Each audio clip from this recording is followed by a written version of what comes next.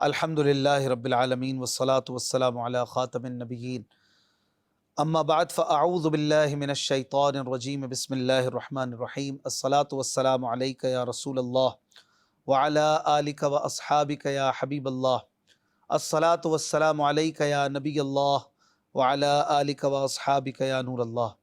مدنی channel کے ناظرین، programme دیکھ رہے ہیں قرآن پاک ترجمہ و تفسیر کے ساتھ۔ الحمدللہ سورہ انعام کا درس جاری ہے۔ آیت نمبر 108 تک ہم نے سن لیا تھا۔ آیت نمبر 109 سے آج ہم اپنے درس کو آگے بڑھائیں گے۔ اللہ کے محبوب صلی اللہ علیہ وآلہ وسلم فرماتے ہیں، جو مجھ پر جمعے کے دن درود پڑھے گا میں قیامت کے دن اس کی شفاعت کروں گا۔ صلو علی الحبیب صلی اللہ علی محمد صلی اللہ علیہ وآلہ وسلم۔ اعوذ باللہ من الشیطان الرجیم، بسم اللہ الرحمن الرحیم۔ وَأَقْسَمُوا بِاللَّهِ جَهْدَ أَيْمَانِهِمْ لَئِن جَاءَتْهُمْ آيَةٌ لَيُؤْمِنُنَّ بِهَا قُلْ إِنَّمَا الْآيَاتُ عِندَ اللَّهِ وَمَا يُشْعِرُكُمْ أَنَّهَا إِذَا جَاءَتْ لَا يُؤْمِنُونَ۔ اور انہوں نے بڑی تاکید سے اللہ پاک کی قسم کھائی کہ اگر ان کے پاس کوئی نشانی آئی تو ضرور اس پر ایمان لائیں گے۔ تم فرما دو کہ نشانیاں تو اللہ کے پاس ہیں، اور تمہیں کیا خبر کہ جب وہ نشانیاں آئیں گی تو بھی یہ ایمان نہیں لائیں گے۔ ناظرین کرام، کفار مکہ نے تاجدار رسالت صلی اللہ علیہ وآلہ وسلم کی خدمت میں عرض کیا کہ آپ حضرت موسیٰ اور حضرت عیسیٰ علیہم السلام کے معجزات بیان فرماتے ہیں، اگر ہم کو ہماری منہ مانگی نشانیاں دکھا دیں تو ہم آپ پر ایمان لے آئیں گے۔ نبی کریم صلی اللہ علیہ وآلہ وسلم نے فرمایا، تم کیا چاہتے ہو؟ انہوں نے کہا، صفا پہاڑ سونے کا ہو جائے، یا ہمارے بعض مردے جی کر آپ کی گواہی دے دیں، یا فرشتے ہمارے سامنے آ جائیں۔ آپ صلی اللہ علیہ وآلہ وسلم نے فرمایا، اگر ان میں سے کچھ دکھا دوں تو ایمان لے آؤ گے؟ وہ قسمیں کھا کر بولے کہ ضرور۔ آپ صلی اللہ علیہ وآلہ وسلم نے ارادہ فرمایا کہ دعا کریں۔ حضرت جبریل علیہ السلام نے آ کر عرض کیا کہ محبوب، آپ جو دعا کریں گے تو قبول ہوگی، لیکن اگر یہ لوگ ایمان نہ لائے تو ابھی ابھی ہلاک کر دیے جائیں گے، اور اگر زندہ رہے تو شاید ان میں کوئی ایمان لے آئے۔ تب حضور اقدس صلی اللہ علیہ وآلہ وسلم نے دعا کا ارادہ چھوڑ دیا۔ اس پر یہ آیت مبارکہ نازل ہوئی۔ مزید آگے اللہ پاک فرماتا ہے، وَنُقَلِّبُ أَفْئِدَتَهُمْ وَأَبْصَارَهُمْ كَمَا لَمْ يُؤْمِنُوا بِهِ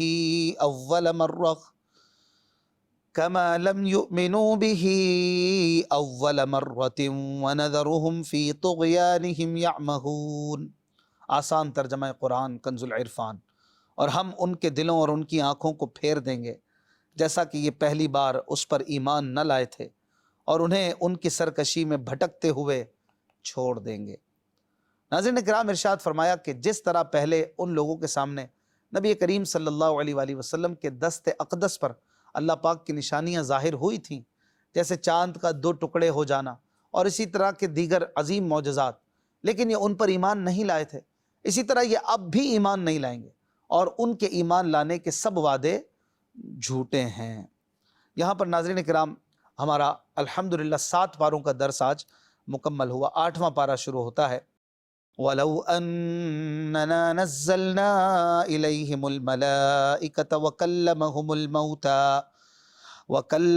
الْمَوْتَى وَحَشَرْنَا عَلَيْهِمْ كُلَّ شَيْءٍ قُبُلًا مَا كَانُوا لِيُؤْمِنُوا إِلَّا أَن يَشَاءَ اللَّهُ وَلَكِنَّ أَكْثَرَهُمْ يَجْهَلُونَ۔ آسان ترجمہ قرآن کنز العرفان۔ اور اگر ہم ان کی طرف فرشتے اتار دیتے اور مردے ان سے باتیں کرتے، اور ہم ہر چیز ان کے سامنے جمع کر دیتے، جب بھی وہ ایمان لانے والے نہ تھے، مگر یہ کہ خدا چاہتا، لیکن ان میں اکثر لوگ جاہل ہیں۔ ناظرین کرام، اس سے پچھلی آیت میں اجمالی طور پر بیان ہوا تھا کہ نشانیاں طلب کرنے والے کفار کے مطالبات پورے کر دیے جائیں تو بھی وہ ایمان نہ لائیں گے۔ یہ اللہ پاک نے علم پاک سے اپنے بتا دیا تھا، اور پھر مزید اس آیت مبارکہ میں اس کی تفصیل بیان ہو رہی ہے۔ اور اس آیت کا پس منظر کچھ یوں ہے کہ کفار مکہ تاجدار رسالت صلی اللہ علیہ وآلہ وسلم سے مذاق کے طور پر کہا کرتے تھے کہ اگر آپ سچے ہیں تو ہمارے مردوں کو زندہ کر دیجیے، تاکہ ہم ان سے پوچھیں کہ محمد صلی اللہ علیہ وآلہ وسلم جو کہہ رہے ہیں کیا وہ سچ ہے کہ نہیں، وہ حق ہے کہ نہیں، اور آپ ہمیں فرشتے دکھا دیجئے جو ہمارے سامنے آپ کے رسول ہونے کی گواہی دیں، یا اللہ اور فرشتوں کو ہمارے سامنے لے آئیے یہ سب مذاق کے طور پر تھا، کوئی اس لیے بھی نہیں تھا کہ کوئی ان کا دل راغب ہو کہ اب مان لیں گے اب مان لیں گے، یہ صرف تفریح کرتے تھے۔ ان کے جواب میں یہ آیت کریمہ نازل ہوئی اور فرمایا گیا کہ اے محبوب اگر ہم کفار کے مطالبے کے مطابق ان کی طرف فرشتے اتار دیں جنہیں وہ ان کی اصلی شکل میں دیکھ لیں اور وہ ان سے آپ کی رسالت کی گواہی سن لیں، یوں ہی اگر ہم ان کے مطلوبہ مردے زندہ کر کے ان کے سامنے کھڑے کر دیں تاکہ یہ ان سے معلوم کر لیں کہ آپ جو پیغام لائے ہیں وہ حق ہے یا نہیں، تب بھی یہ ایمان لانے والے نہیں ہیں۔ بلکہ اگر ہم ان کے مطالبات سے زائد مخلوقات میں سے ہر خشک و تر شجر و حجر، نباتات و حیوانات ان کے سامنے لا کے رکھ دیں، تب بھی یہ لوگ نہیں مانیں گے، نہ آپ کی تصدیق کریں گے اور نہ آپ کی پیروی کریں گے۔ البتہ جن کی قسمت میں ایمان لکھا ہوگا اور اللہ پاک کی مرضی جن کے ایمان کے متعلق ہوگی وہ ایمان لے آئیں گے۔ تو یہاں پر دو باتیں بڑی اہم پتہ چلیں کہ اللہ پاک نے اس کائنات کو پیدا فرمایا اور جیسا ہونے والا تھا اور جیسا کوئی کرنے والا تھا وہ سب اللہ پاک کے علم ازلی میں تھا اور اس نے وہی لکھ دیا۔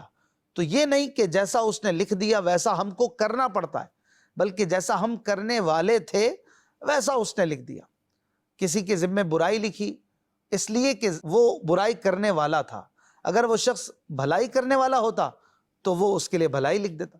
تو اللہ پاک کے علم یا اس کے لکھ دینے نے کسی کو مجبور نہیں کر دیا۔ اور مزید یہ بھی پتہ چلا کہ یہ بات درست ہے کہ بندوں کے تمام افعال اللہ پاک کے ارادے، اس کی مشیت اور اس کی قضا سے وجود پذیر ہوتے ہیں، لیکن قادر و قدیر رب نے انسان کو پتھر اور دیگر جمادات کی طرح بے بس، مجبور اور بالکل بے اختیار نہیں بنایا، بلکہ اسے ایک قسم کا اختیار دیا ہے کہ کوئی کام چاہے تو کرے چاہے تو نہ کرے، اور اس کے ساتھ ایک عقل کا میزان اور ترازو بھی دیا ہے کہ بھلا برا، اپنا نفع نقصان یہ پہچان سکتا ہے، پھر نیکی اور بدی، اچھائی اور برائی میں سے جس کام کو چاہتا ہے اختیار کر سکتا ہے۔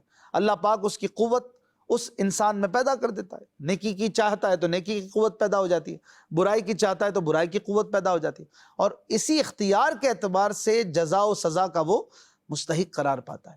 اگر انسان نیکی یا بدی، اچھائی یا برائی پر کوئی اختیار ہی نہ رکھتا ہوتا، اس کے ہاتھ میں کچھ ہوتا ہی نہیں، تو انبیاء اکرام کو ہدایت کے لیے بھیجنا، انسان کو احکام کا مکلف کرنا، اسے ان اعمال کی جزا اور سزا دینا سب بیکار ہو جاتا۔ تو خلاصہ کلام یہی ہے کہ ایمان کفار میں سے وہی لائیں گے جن کے ایمان کا اللہ پاک ارادہ فرمائے گا، اور کفر وہی کریں گے جن کے کفر کا اللہ پاک ارادہ فرمائے گا۔ اور اللہ پاک ان کے کفر کا اس لیے ارادہ فرماتا ہے کہ وہ خود کفر کو اختیار کیے ہوئے ہیں۔